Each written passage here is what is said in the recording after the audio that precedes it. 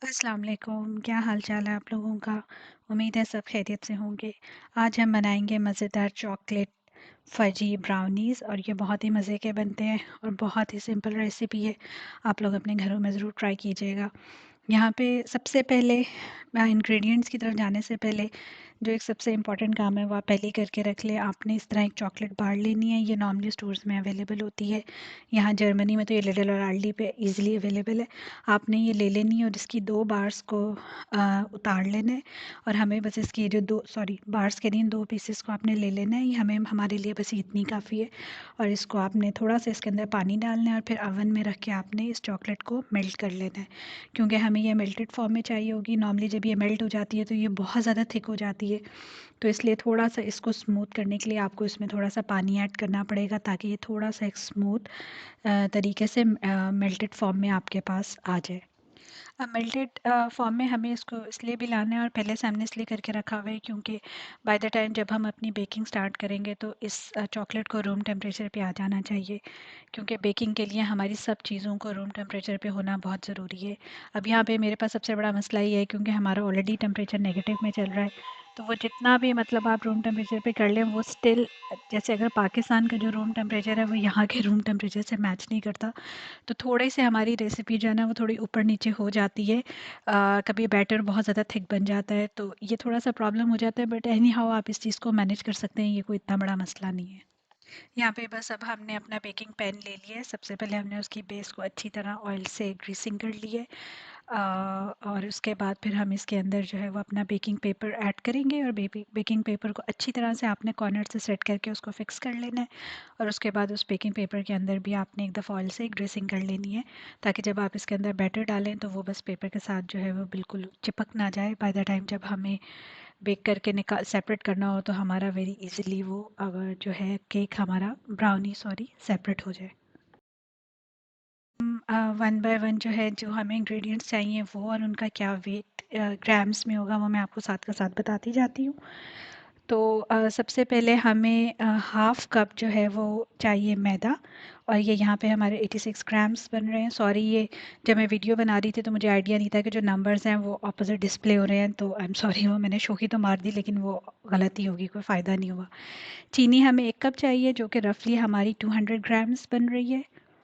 तो मैंने सोचा कि मैं आपको साथ-साथ बता देती हूँ, अगर आपको मतलब वीडियो में इतना विज़िबल नहीं हो रहा तो I can speak also, it's not an issue. और हमें ऑयल चाहिए होगा हाफ़ कप, जो कि आपका रफली बन रहा है 92 ग्राम्स। इसके बाद हमें कोको पाउडर चाहिए जो कि आपका 1/3 कप होगा, जो कि रफली बनेगा 36 ग्राम्स।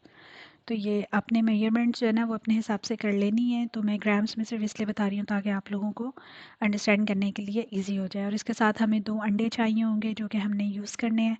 अंडों को अच्छा, सबसे पहले हमने ये इसी तरह, इस दफ़ा मैंने सोचा था कि मैं ब्राउनीज़ के अंदर ड्राई फ्रूट्स भी ऐड करूँगी, तो आपने ड्राई फ्रूट्स को छोटे-छोटे पीसेस में करके रख लेना है पहले से, फिर आप ये डायरेक्टली ऐड कर लेंगे। और अंडे भी आपको 2 चाहिए जिनको आपने रूम टेम्परेचर पे रखना है, फ्रिज से निकाले हुए अंडे यूज़ नहीं करने। बेकिंग के लिए आपको सब चीज़ें जो है वो रूम टेम्परेचर पे चाहिए। अब ये हमारी मेल्टेड चॉकलेट इस वक्त यहाँ पे बिल्कुल रूम टेम्परेचर पे आ गई है। अब ये एग्जैक्टली हम अपनी बेकिंग के लिए यूज़ कर लेंगे। तो चलें बस अब हम अपनी बेकिंग स्टार्ट करते हैं। बेकिंग में सबसे पहले आपने जो है ओवन को प्री हीट कर लेना है। आपने 180 डिग्रीज़ पे 20 मिनट्स के लिए ओवन को प्री हीट करना है आप, और उसके साथ जब तक ओवन प्री हीट हो रहा है तब तक साथ अपना आप बैटर रेडी कर लें। So by the time batter ready होगा आपका ओवन ऑलरेडी प्री हीट हो चुका होगा। सबसे पहले अब हम ये कर लेते हैं कि हमारे जितने ड्राई इंग्रेडिएंट्स हैं हम उनको मिक्स कर लेते हैं। हमने मैदा लेना है, मैदे के अंदर हम कोको पाउडर ऐड करेंगे और अच्छी तरह हमने इसको मिक्स कर लेना है जब तक हमारा कोई भी इसके अंदर कोई लम्स हमें विजिबल नज़र ना आए, तब तक हमने इसको मिक्स करते रहना है। और आपने पिंच ऑफ सॉल्ट भी ऐड कर देना है, क्योंकि सॉल्ट फिर आपका ओवरऑल जो ब्राउनी की का मीठापन है ना उसको काफ़ी बैलेंस आउट कर देता है। और जब आपकी ये सारा मिक्सर अच्छी तरह से मिक्स हो जाए तो आपने एंड में जो आपने ड्राई फ्रूट्स काट के रखे थे वो भी आपने इसी पॉइंट पे इसके अंदर ऐड कर देने हैं। अब हम एक अलहदा से बोल लेंगे, उसके अंदर हमने अपनी चीनी डालनी है, ऑयल डालना है और हम इसको अच्छी तरह से जो है वो अपने ब्लेंडर से जो है वो मिक्स कर लेंगे तब तक जब तक चीनी और ऑयल सही तरह से मिक्स नहीं हो जाते। उसके बाद हमने इसमें वन बाय वन करके अपने अंडों को ऐड करते जाना है और साथ साथ बीट करते जाना है और हमने तब तक बीट करते रहना है जब तक अंडे जो हैं वो अपना कलर चेंज नहीं कर देते। बस ध्यान ये रखना है ओवर बीटिंग नहीं करनी। बाय द टाइम आपको लगे कि आपके अंडे डार्क येलो से लाइट येलो शेड में आ चुके हैं तो बस वो टाइम है, उसको आपने उस टाइम पे रुक जाना है, जो कि रफली जब आप अंडे डाल के मज़ीद बीटिंग करते हैं तो वो हार्डली 1.5 मिनट लगता है। तो 1.5 मिनट से बहुत ज़्यादा बीटिंग नहीं करनी है हमें, चूँकि फजी चाहिए तो हमें मेक श्योर करना है कि हमें ओवर बीटिंग नहीं करनी है अपने बैटर की।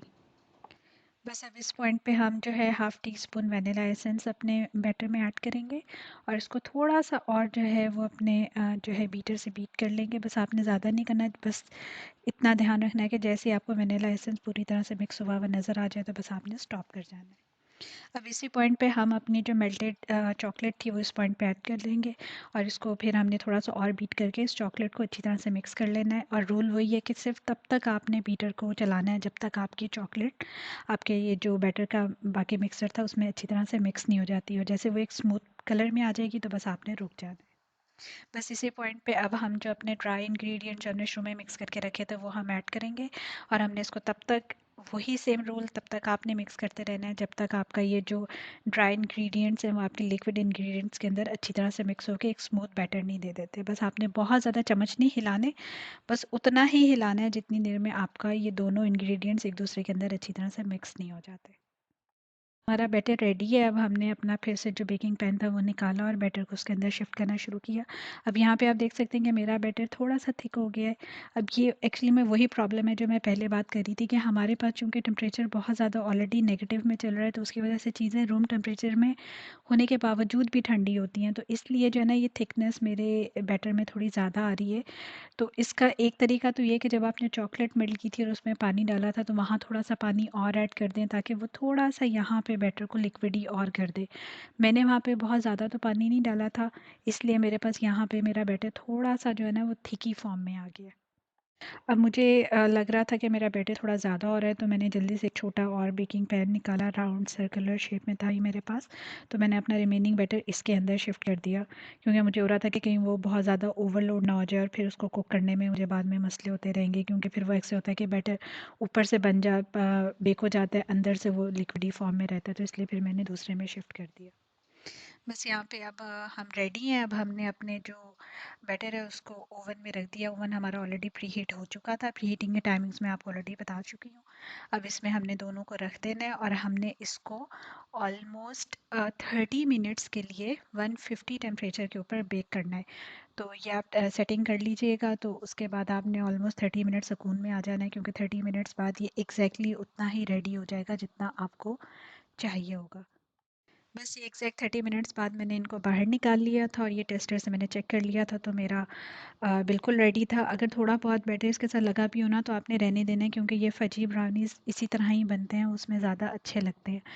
तो बस ये मेरा रेडी था। अब हम इसको जो है तकरीबन 2 से 3 घंटे के लिए इस पॉइंट पे छोड़ देंगे, क्योंकि जब ये बिल्कुल ठंडा हो जाएगा तो उसके बाद हम जो है अपनी कटिंग करना शुरू होंगे। तो आपने इसको बिल्कुल छोड़ देना है। अब अगेन हमारे पास चूँकि टेम्परेचर ऑलरेडी बहुत कम है तो मुझे 3 घंटे तो छोड़ने की ज़रूरत नहीं है। मेरा तो हार्डली 1 घंटे के अंदर ही ये पूरी तरह से ठंडा हो चुका होगा। तो आपने अपने जो एनवायरनमेंट है उसके हिसाब से वेट करना है। एटलीस्ट 3 आवर्स तो वेट कीजिएगा, उसके बाद ये पूरी तरह से ठंडा हो जाएगा फिर हम। अब यहाँ पे आप देख सकते हैं कि कितने ज़बरदस्त फ्लेक्स बने हुए हैं, इतना ज़्यादा ये शाइन कर रहा था। मेरे पास यहाँ पे थोड़ा-सा लाइट का मसला था इसलिए उतना ज़्यादा प्रोमिनेंट नहीं हो रहा। एंड में मैंने इसको वाइट लाइट के नीचे रख के इसकी पिक्चर्स ली थी तो वो बहुत ही ज़बरदस्त लग रहा था, वो आप एंड में देखिएगा। बस अब मुझे तकरीबन इसको रखे हुए 1 आवर से 2 आवर्स हो चुके थे तो मेरा ये ऑलमोस्ट ठंडा हो चुका था। तो अब इस पॉइंट पे मैंने इसकी कटिंग शुरू कर दी है। आपने भी किसी भी कोई भी नाइफ़ ले लेनी है जो आपको कंफर्टेबल लगे, उससे इसकी ज़बरदस्त किस्म की कटिंग कीजिए और इसको छोटे-छोटे पीसेस में कर लीजिए। जिस तरह से जितने मतलब जितने पीस आपको रिक्वायर्ड हैं, जितने छोटे-बड़े जो अपने अकॉर्डिंगली आपको जिस तरह से करना है। बस यहाँ पे मैंने अपना एयर टाइट कंटेनर निकाल लिया है, क्योंकि मुझे अब ये कट करके इसके अंदर रखने हैं, क्योंकि आप एयर टाइट कंटेनर में इसको एटलीस्ट 2 to 3 डेज़ तक चला सकते हैं। इसके टेस्ट में और इसके ओवरऑल सॉफ्टनेस में कोई ख़ास फ़र्क नहीं आता। तो ये आप देख सकते हैं कि किस कदर खूबसूरत लग रहे हैं, कितने ज़्यादा ये सॉफ्ट थे और मज़े के बने हुए थे। अगर आप अपने घर में ट्राई कीजिएगा, आप लोगों को डेफ़िनेटली इसको बना के, इसको खा के बहुत बहुत मज़ा आएगा, और डेफ़िनेटली आपको फैमिली से थम्स अप मिलने वाले हैं, ये तो मैं आपको फॉर श्योर गारंटी दे सकती हूँ। तो ये ज़रूर ट्राई कीजिएगा, और इसको बनाने के बाद एयर टाइट किसी भी बॉक्स में या कंटेनर में लाजमी रखिएगा, क्योंकि फिर ये अपनी परफेक्ट शेप में और परफेक्ट टेस्ट में होंगे। अब ये रहा हमारी ब्राउनीज़ का फाइनल व्यू। ये मैंने अब इसको डायरेक्ट लाइट के नीचे रखा था, तो आप देख सकते हैं कि इसके फ्लेक्स किस कदर शाइनी शाइनी लग रहे हैं, और कितने अच्छे फ्लेक्स इसके ऊपर आए हुए हैं। और ये अंदर से भी इसका फजी इतना इतना ज़्यादा मज़े का था कि ऑलरेडी जो मैंने वो सर्कुलर पैन मुझे बनाया था, वो इस वक्त मैं और मेरे हस्बैंड हम दोनों खा चुके थे चाय के साथ। उसके लिए हमसे इतना भी सब्र नहीं हुआ था कि हम जो है ना वो वेट कर लें, तो वो हमने जल्दी-जल्दी जो है ना वो खा लिया था। लेकिन आप ये देख सकते हैं कि कितने अच्छे लग रहे हैं। ये आप लोग ज़रूर ट्राई कीजिएगा, बहुत मज़े के बनते हैं। रेसिपी भी बिल्कुल सिंपल है, कोई ऐसी इसमें रॉकेट साइंस नहीं है। तो डेफ़िनेटली हम सब अपने-अपने घरों में ये बड़े आराम से बना सकते हैं।